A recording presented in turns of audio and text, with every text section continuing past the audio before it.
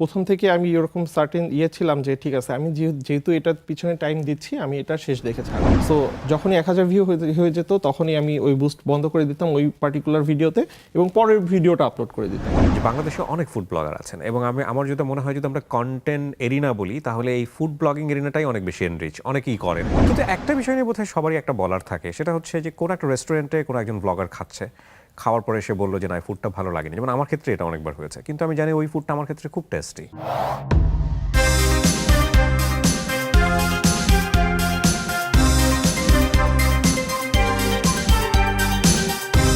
আসসালামু আলাইকুম প্রিয় দর্শক, একই সাথে ঈদের শুভেচ্ছা জানিয়ে শুরু করছি দ্য আরজি কিবরিয়া শো। আমি কিবরিয়া আপনাদের সঙ্গে রয়েছি এবং আজকে আমার সঙ্গে যিনি আছেন তাকে আসলে ঈদের এই অনুষ্ঠানের সঙ্গে অনেক বেশি রিলেট করা যায় এবং তিনি আমার তো খুব প্রিয় একজন ফুড ব্লগার এবং একই সাথে আমার মনে হয় যে আপনাদেরও অনেক প্রিয়, যার কন্টেন্ট আপনারা নিয়মিত দেখে থাকেন, কিন্তু অনেকেই নামটা তার জানেন না, কিন্তু তার চ্যানেলের নাম আপনারা জানেন।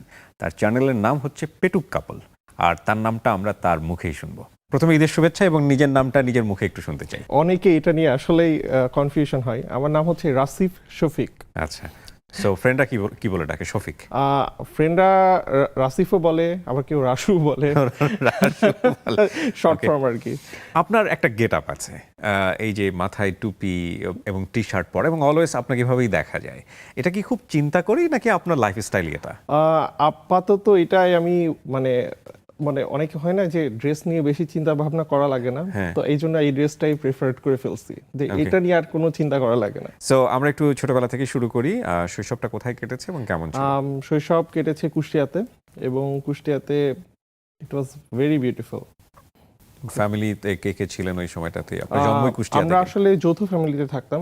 সো ফ্যামিলিতে আমাদের আব্বু আম্মু ছিল, ভাইয়া ছিল, আমার বড় ভাই একটা আছে, আর সবাই মানে চাচারা সবাই একসাথে থাকতাম আর কি, এক বাসায়।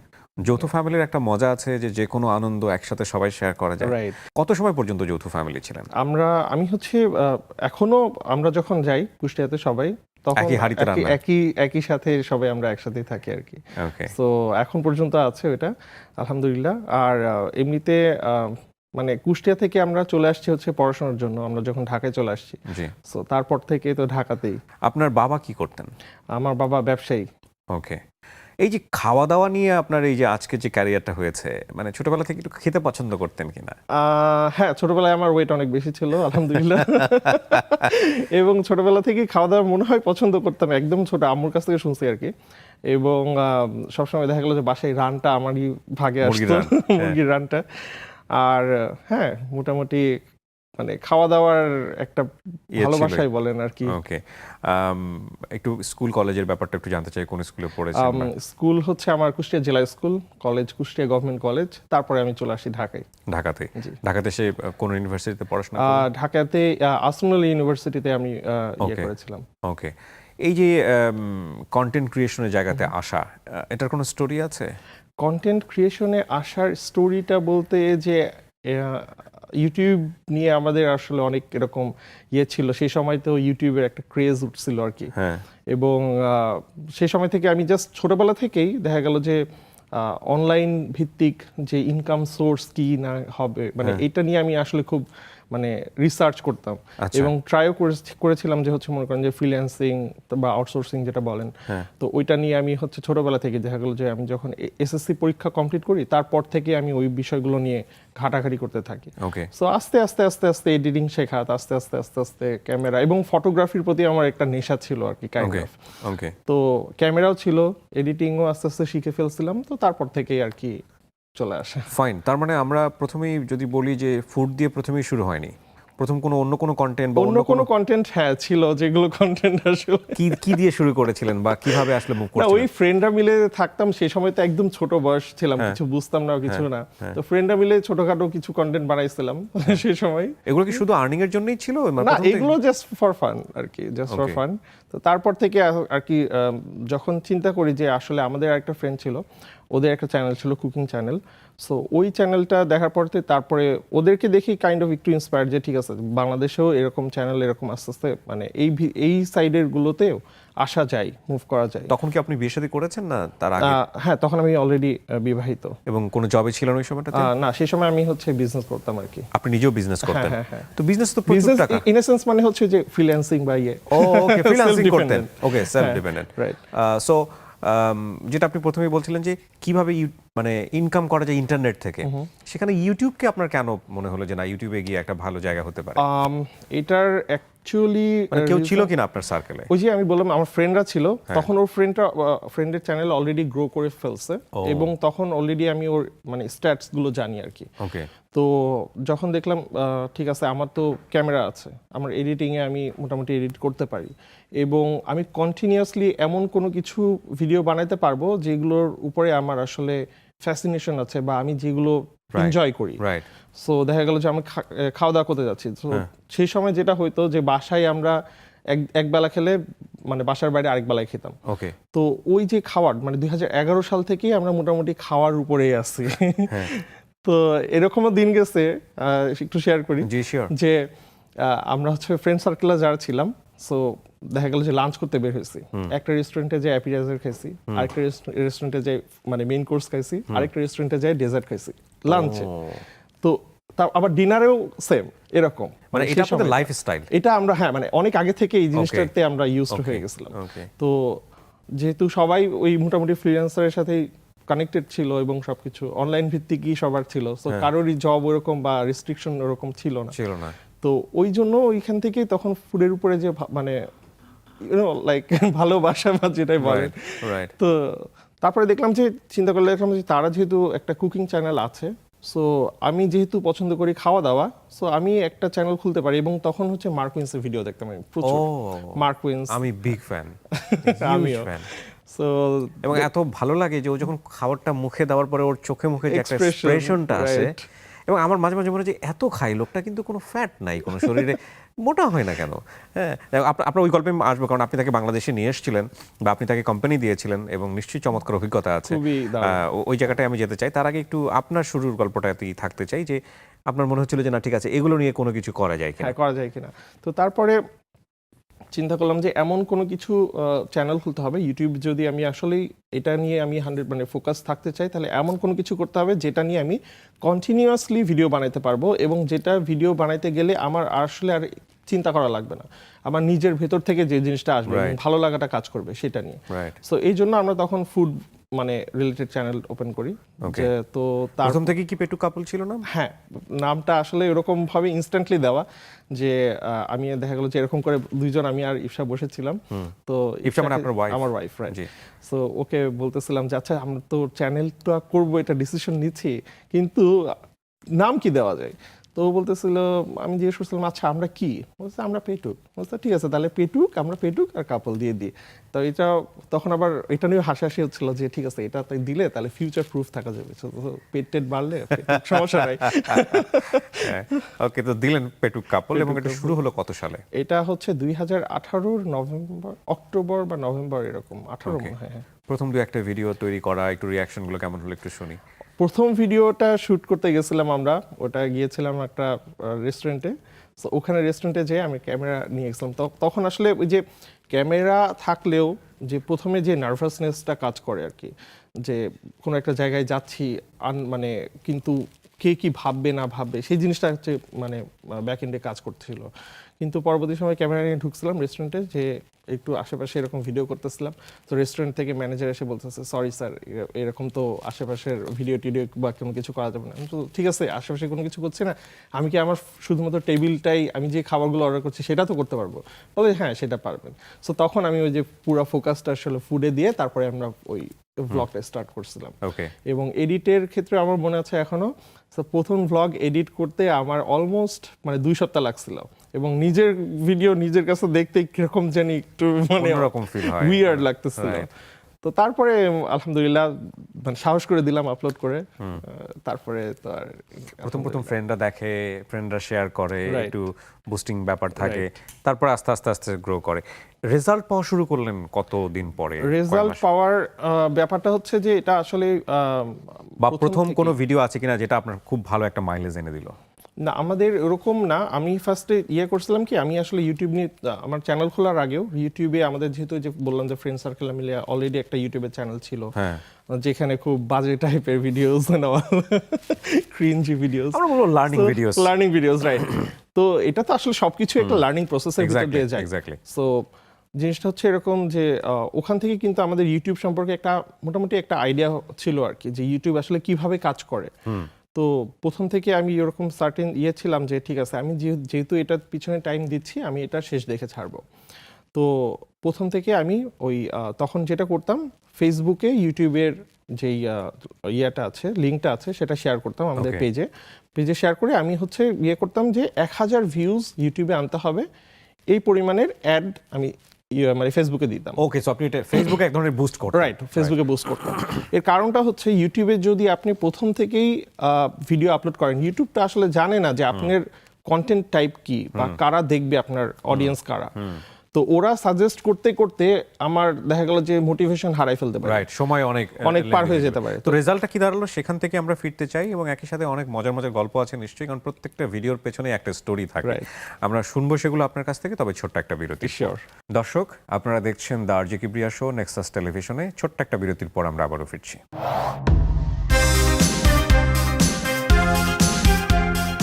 আরও একবার আমন্ত্রণ জানাচ্ছি দ্য আরজে কিবরিয়া শোতে। আপনারা দেখছেন নেক্সাস টেলিভিশনে, এবং একই সাথে জানিয়ে রাখছি আমাদের এই অনুষ্ঠানটি আপনারা দেখতে পাবেন আরজে কিবরিয়া ফেসবুক পেজে, নেক্সাস টেলিভিশনের ইউটিউব চ্যানেলে এবং নেক্সাস টেলিভিশনের ফেসবুক পেজে। আজকে আমাদের সঙ্গে রয়েছেন পেটুক কাপলের কর্ণধার।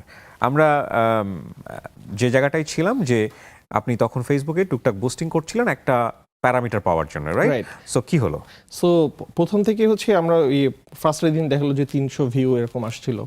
তো আমার টার্গেট ছিল যে 1000 ভিউ পর্যন্ত আমি ওইটা একটা পার্টিকুলার ভিডিওকে বুস্ট করব, তারপরে আমি আর বুস্ট করব না। সো যখনই 1000 ভিউ হয়ে যেত, তখনই আমি ওই বুস্ট বন্ধ করে দিতাম ওই পার্টিকুলার ভিডিওতে, এবং পরের ভিডিওটা আপলোড করে দিতাম। সো এইভাবে কন্টিনিউয়াসলি আমি 3-4টা ভিডিও আপলোড করার পর থেকেই দেখা গেল যে তখন মানে যখনই আমি আপলোড করতাম ইউটিউবে, তখনই আস্তে আস্তে ফেসবুক রিকমেন্ডেশন বাড়াচ্ছে, মানে সাজেশন ইউটিউব বাড়াচ্ছে, রিকমেন্ডেশন বাড়িয়ে দিচ্ছিল আর কি। এবং আলহামদুলিল্লাহ মানে কয়েক মাসের মধ্যেই হচ্ছে 1000 সাবস্ক্রাইবার হয়ে যায়। 1000 সাবস্ক্রাইবার হওয়ার পর থেকে আর কখনো বুস্ট করা লাগে নাই। ওকে, সো আপনি পেছন ফিরে তাকাতে হয়নি। রেভিনিউ কবে আসলো ঘরে? রেভিনিউ আসা শুরু করেছে 5000 মনে হয় সাবস্ক্রাইবার পর থেকে। সর্বোচ্চ রেভিনিউ ফেসবুক ইউটিউব মিলে এখন পর্যন্ত সর্বোচ্চ মানে একটা মাসে রাইট 7 ফিগার্স আসছে। ওয়াও, 7 ফিগার্স মানে 10 লাখ। হ্যাঁ, মানে এক মাসে, বাট ওটা প্রত্যেক মাসে আসে না। না, ডেফিনেটলি অন এভারেজ তো একটা থাকে, অন এভারেজ থাকে একটা থাকে। আলহামদুলিল্লাহ। এবং আমি যখন আপনার সাথে অফ এর কথা বলছিলাম, তখন আপনি বলছিলেন যে আপনার ফুল টাইম প্রফেশন এখন হচ্ছে আপনি ফুড ব্লগিং করছেন। এইখানে আমি একটু জানতে চাই যে বাংলাদেশে অনেক ফুড ব্লগার আছেন, এবং আমার যেটা মনে হয় যদি আমরা কন্টেন্ট এরিনা বলি, তাহলে এই ফুড ব্লগিং এরিনাটাই অনেক বেশি এনরিচ, অনেকেই করেন। এবং একেবারে ধরেন কিছু কিছু আছে যে আমরা দেখি যে ভাত খাচ্ছে, সেরকম আমি জানি না সেটাকে ব্লগিং বলবো কিনা, সেগুলো মাঝে মাঝে সোশ্যাল মিডিয়াতে ভাইরাল হচ্ছিল ইনফ্যাক্ট। এবং পরিমার্জিত যারা কাজ করছেন তাদের মধ্যে আপনি অন্যতম একজন। তো প্রতিনিয়ত যখন কাজ করছিলেন, মোটিভেশন হিসেবে বা গাইডলাইন হিসেবে কাকে পাচ্ছিলেন, বা কার কাছ থেকে শিখছিলেন, কার কাছ থেকে নিচ্ছিলেন? মোটিভেশন বলতে আমার ওই যে যখন হচ্ছে প্রথম মোটিভেশনটা আমি যখন পাই, ওই যে বলছিলেন যে রেভিনিউর সোর্সের ইয়েতে, আমাদের যখন 1000 বা 1200 বা এরকম 1500-র ভিতরে সাবস্ক্রাইবার ছিল, তখন আমরা হচ্ছে একটা কোম্পানি থেকে knock pi, which was like বাংলাদেশের one of the biggest Telco একটা কোম্পানি। তো সেখান থেকে নক পাওয়ার পরে আই ওয়াজ লাইক, ঠিক আছে, না আমার কন্টেন্ট কোয়ালিটি হয়তো ঠিক আছে, আদারওয়াইজ কেউ আমাকে নক করবে না। সো ওইখান থেকে কিন্তু আমি একটা বিশাল বড় মোটিভেটেড হই যে ঠিক আছে, আমরা যেটা করতেছি যদি এটা কন্টিনিউ করতে থাকি, তাহলে ইনশাল্লাহ আমরা আরো কিছু আগে যেতে পারবো। এবং আমি যে বললাম যে মার্কুইন্সকে দেখতাম আমরা, এবং সে সময় বাংলাদেশে অলরেডি কয়েকজন ফুড ব্লগিং করতো, তো তাদেরকে দেখেও মোটিভেটেড হতাম। তখন যখন তাদের ভিডিওগুলো দেখতাম যে ঠিক আছে, সেখানেও ভিউ আছে। সো ওইটা কিন্তু আমরা সবাই মিলে আস্তে আস্তে যখন এইটাতে টাইম দিয়েছি, এফোর্ট দিয়েছি, তো তখন সবাই মিলে একসাথেই গ্রো করছে Okay. কাইন্ড অফ সেই সময়টা। এবং আমরা যেটা দেখেছি আপনাদের সবার মধ্যে খুব ভালো রিলেশন, হ্যাঁ, মিউচুয়াল খুবই রেসপেক্ট ভালো। এবং খুব ভালো রিলেশন, এটা ভালো খুব ভালো। কিন্তু একটা বিষয় নিয়ে বোধহয় সবারই একটা বলার থাকে, সেটা হচ্ছে যে কোন একটা রেস্টুরেন্টে কোনো একজন ব্লগার খাচ্ছে, খাওয়ার পরে সে বললো যে না ফুডটা ভালো লাগেনি, যেমন আমার ক্ষেত্রে এটা অনেকবার হয়েছে, কিন্তু আমি জানি ওই ফুডটা আমার ক্ষেত্রে খুব টেস্টি। আমার এরকম রেকর্ড আছে যে কিছু রেস্টুরেন্টে গিয়েছিলাম ভিডিও করতে, সেই রেস্টুরেন্টের খাবার অতটা ভালো লাগে নাই, সো আমি পার্সোনালি ওই ভিডিও আপলোডও করি নাই। কারণ আমি চাই না যে একদমই যেটা আমার একদমই পছন্দ হচ্ছে না সেই জিনিসটা আমি কেন আপলোড করব। রেস্টুরেন্টের রিভিউ আপনি বন্ধ করে দিয়েছিলেন মাঝখানে, আপনি যেটা বলছিলেন, তো এটা তো আপনার রেগুলার বেসিসে কন্টেন্ট যাচ্ছে, আয় হচ্ছে, তখন আপনি কি করতেন? আমরা আসলে সেই সময় হচ্ছে দেশের বাইরে কন্টেন্ট, ট্রাভেল ভ্লগ এবং দেশের বাইরের কন্টেন্টগুলোতে ফোকাস একটু বেশি দিয়েছিলাম। এটা আসলে দেশের বাইরে যখন আমরা যাচ্ছি তখন কিন্তু ওই বাইরের ফুডগুলো খেলে তখন আসলে ওই যে ফুডের উপরে সেন্সেসগুলো গ্রো করে আরো, মানে আস্তে আস্তে আমি কিন্তু নতুন নতুন জিনিস শিখতেছি, নতুন নতুন জিনিস জানতেছি, নতুন নতুন ইনগ্রেডিয়েন্টসের সাথে পরিচিত হচ্ছি। আয় ব্যয়ের সামঞ্জস্য থাকে এতে? আলহামদুলিল্লাহ। ওকে, কারণ আপনার যেহেতু রুজি এখান থেকে আসতেছে, তো এটাকে তো ব্যয় নির্ভর জায়গায় নিতে অবশ্যই হবে। অবশ্যই। না, এবং হচ্ছে ইন্টারন্যাশনালি কিন্তু ব্লগাররা যারা আমাদের, যে মার্কোনের কথা আমরা বললাম, সনির কথা আমরা বলতে পারি, বেস্ট ফুড রিভিউয়ার, ফুড রেঞ্জারের কথা আমরা বলতে পারি, ওনারা তো বিভিন্ন জায়গায় বিভিন্ন দেশে ঘোরেন, একটা দুটো করে ভিডিও আপলোড করেন এবং এটার উপরই তারা পুরো টিম চালায়, তাই না? এবং ইউটিউব সেই ফ্যাসিলিটি আমাদেরকে দিচ্ছেও ইনফ্যাক্ট। তো আমরা আরো বেশি একটু যদি ডিপে যাই, কনস্ট্রেন্টগুলো নিয়ে কথা বলতে চাই, লাইক এখন ইজিলি একটা ক্যামেরা নিয়ে একটা রেস্টুরেন্টে ঢোকা যায় কিনা, বাংলাদেশের পরিবেশটা আসলে কোথায়, আমরা কথা বলবো এটা নিয়ে ছোট্ট একটা বিরতির পর। দর্শক, আপনারা দেখছেন the RG Kibria show Nexus টেলিভিশনে। ছোট্ট একটা বিরতির পর আমরা আবারও ফিরছি।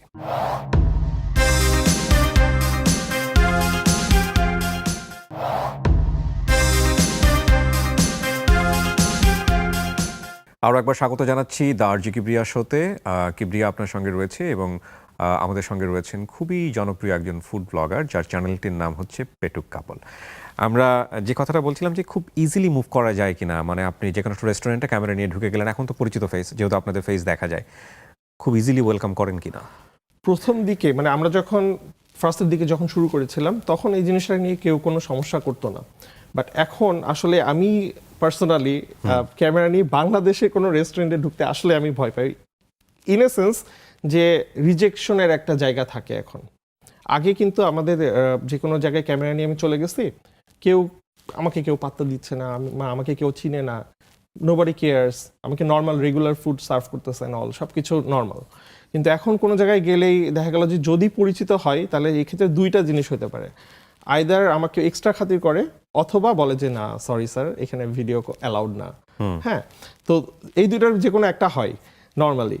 তো এই জন্য আমার আসলে ওই জায়গা থেকেই যে বাংলাদেশের প্রেক্ষিতে ওই জন্যই আমি আরো কন্টেন্টটা কমাই দেওয়ার, এটাও একটা ওয়ান অফ দ্য রিজনস আর কি। মার্কোয়েনের কথায় আমরা একটু আসি।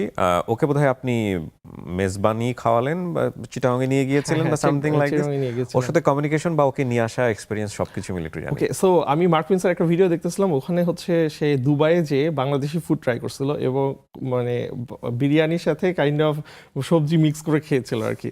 So I was so upset, okay mark Prince এইভাবে খেতে হয় না। তো আমি যেটা করছিলাম যে একটা ইমেল লিখছিলাম ওনাকে যে তুমি তোমার এরকম একটা ভিডিও দেখলাম, তুমি যদি বাংলাদেশে আসতে চাও মানে আমি এখানে তোমাকে ফুল সাপোর্ট দিব, তুমি কখন আসতে চাও আমাকে জানাও please, and you are most welcome. তো ইমেল করার 2 সপ্তাহ চলে গেছে, তারপরে কোনো রেসপন্স নাই। 2-3 সপ্তাহ পরে হঠাৎ করে দেখি যে ইমেল ব্যাক করছে যে ঠিক আছে আমি প্ল্যান করতেছি বাংলাদেশে আসার জন্য, লেটস টক।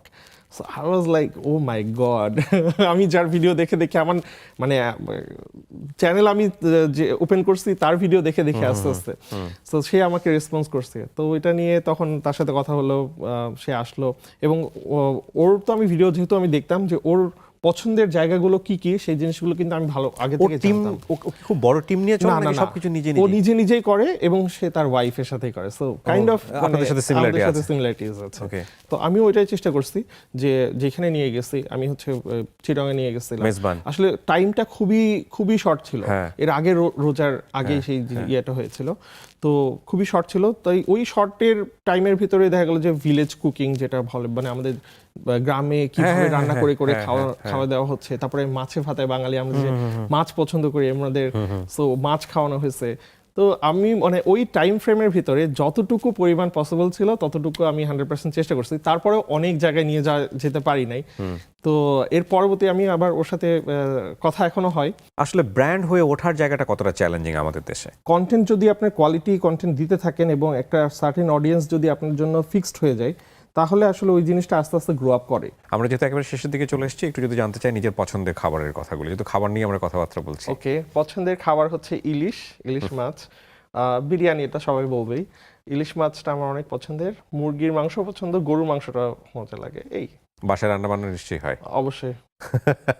ওকে, আপনি বেশি বেশি আমাদেরকে ভিডিও দেবেন, এবং আপনার ভিডিও দেখলে দুটো সুবিধা আছে। একটা হচ্ছে যে খেয়ে দিয়ে যদি ভিডিও দেখতে বসি তাহলে ক্ষুধা লেগে যায়, আর যারা ডায়েট করছেন তাদের জন্য উপকারী, কারণ তখন অন্যরকম একটা ক্রেভিং হয় এবং সেটা আমার মনে হয় যে স্লিম হওয়ার ক্ষেত্রে অনেক অনেক বেশি হেল্প করে।